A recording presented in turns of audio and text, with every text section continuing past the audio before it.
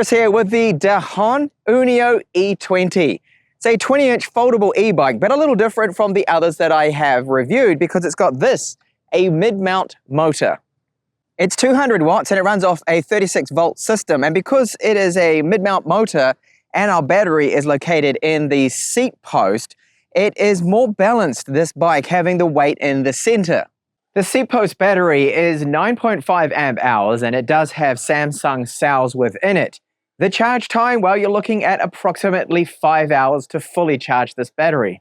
Charging port location is right here. There is a little dust cap that covers it, and our power button's a little hidden away. It's just in here. This is the main power button for that battery to turn on the bike.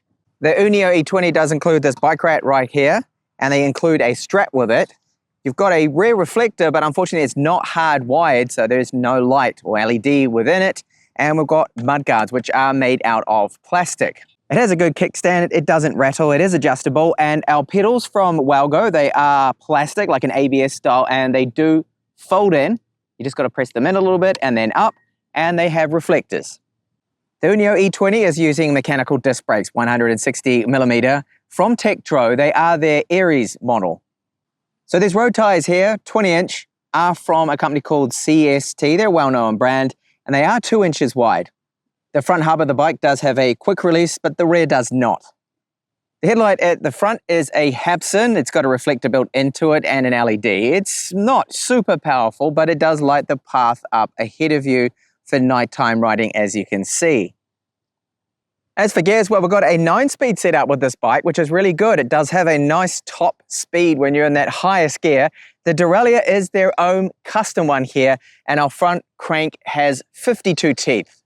So the bike's overall finish, this matte black does look really good, and the welds are excellent. It's a very strong frame to it that it has, and I felt no flex in it whatsoever. The bike's weight is good too. It's only 16 kilos, and it caters for rider heights of 145 centimeters to 185 centimeters. The seat post does have a quick release. The only complaint from me really about this bike is this seat post, it does not have a lock to it. A locking mechanism would have been great. That means no one could just go along and take our expensive battery out of the bike. The locking mechanism here is very solid. It does have this little security that's spring-loaded to make sure it's always held in place. And you'll see here at the top, we do have a mounting point for a bottle holder. And there's a mounting point at the front here for a front basket. Just like the middle hinge, there is this little tiny latch here that makes sure that this lever is not going to come down. Not that it would, but this, of course, is where you pull down to fold down the handlebar. Now, to show you how easy it is to fold this bike in half. So with the front handlebars, they do fold down. You need to flick the little security switch there out of the way, then press down on the lever, and the handlebar then drops down to the left side. And then the fold here in the middle, you need to lift up that little security latch there as well that holds the handle to make sure it's never going to pop out. Open that up, and then the bike flips around like so. I can also drop down the seat post, and the bike does have this little magnet right here that holds it into place when folded. And of course, folding this bike in half does mean it's a lot easier to place in the trunk or boot of a car or under a stairwell, for example. The handlebar height is adjustable, so there's a quick release for this as well. You can drop it down or raise it up, and you can also loosen off the top of the handlebar here and adjust that if you needed to. The Unio E20 does use lock grips. The brake levers are their own Dahon custom brake levers, and they feel good. So our screen is nice and clear. You can see a power indicator right here, our remaining battery life, pedal assist level, so you can go from off being 0 right up to level 5, which is the maximum. So it's 200-watt motor and up to 25 kilometers per hour. And we have a trip computer here too. You can cycle through various different information, like our trip, odometer, maximum speed, and average speed. They do include a bell with the bike, which is reasonably loud. And the seat that's included has a nice amount of sponge to it. I do find it comfortable. I would not be changing this seat. And if you're wondering if you can remove the battery in the seat post completely, yes, you can, of course. There's this little quick release for our plug. So you just need to turn that and then give it a bit of a pull, and it comes out very easy. And that way the battery is completely unplugged and you can remove the complete seat post. So time to go for my test ride and let you know exactly what the Unio E20 from Dahon is like. Now the first thing you notice when you start to ride this Dahon Unio E20 is it feels really solid. I don't feel any flex, I don't hear any rattles or anything. That's a sign of a quality bike straight away when you start to ride it. Now I've got plenty of room for my knees, and the bike's 200 watt motors, because it's a mid-engine mount, it does feel really quite powerful. Like as soon as you start to ride, it senses that and you get that power. And it works really well, the torque sensor that it does have. So you've got the 5 pedal assist levels, and the gears too, very good. Even though, yes, it's a custom derailleur from them, the shifter here, which is the trigger style, so you've got to right here to go up and down them, very easy to use.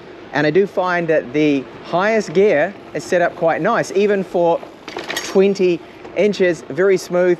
And I can happily cruise along at speeds of about 30 kilometers per hour. Of course, the motor will take me up to about 25 kilometers per hour. After that, it will cut out, but it's very, very smooth riding here.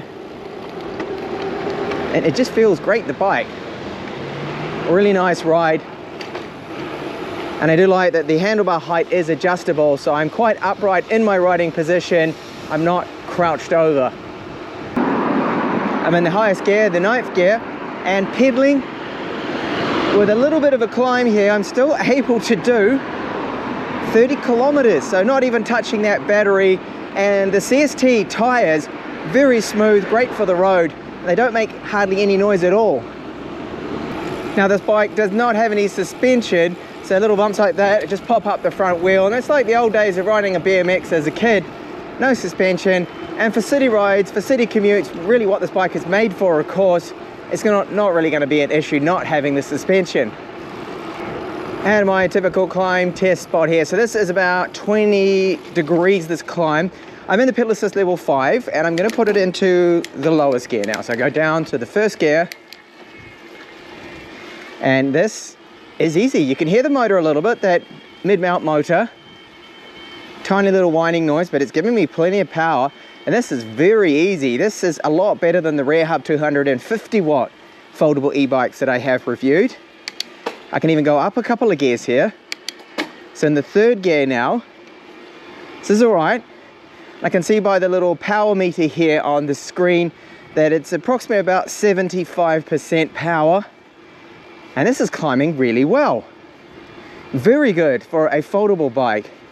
So definitely get a mid-motor if you want the better climbing performance versus the Rear Hub. So for our brakes, 160mm disc brakes from TechTablets. They are a known brand. They are their series. So from this point here, 33. Ooh, very good. Really good braking performance.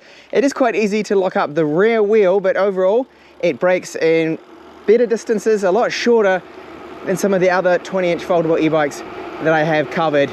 Really good brakes here from TechTablets. These mechanical 160mm disc brakes. And how does it ride without the motor? So I've turned it off completely, so I'm on just manual normal pedal power.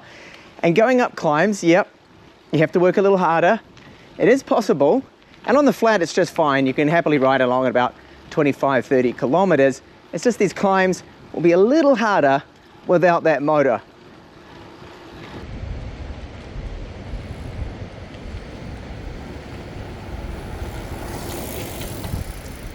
Now let's get onto that range. So I've done now just over 30 kilometers, and I've lost 2 bars around about the 22 kilometer point.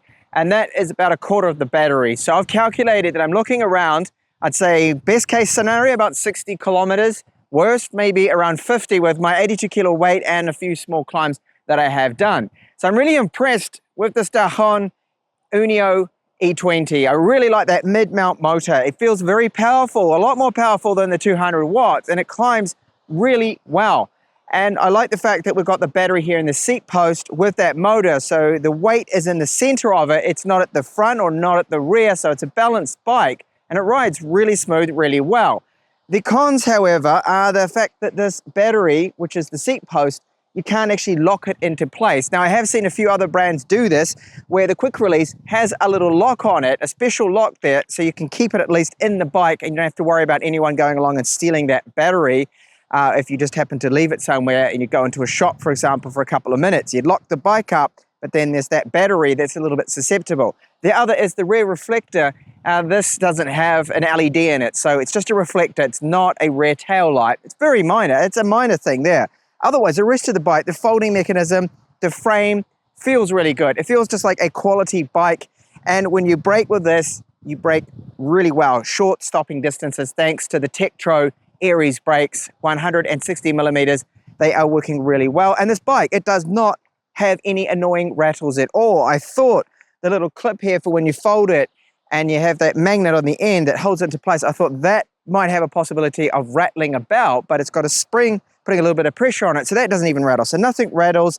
We get the bike rack included, and it does sell for, yes, around about 1,500, 1,600 euros. It's more expensive than some other models out there that I have covered for 20-inch foldable bikes, but this model here, the quality is superior in every single way, and it's all really about that mid-mount motor, which is absolutely fantastic. Great climbing performance out of this bike here. So thank you so much for watching my review here of the Dahon Unio E20.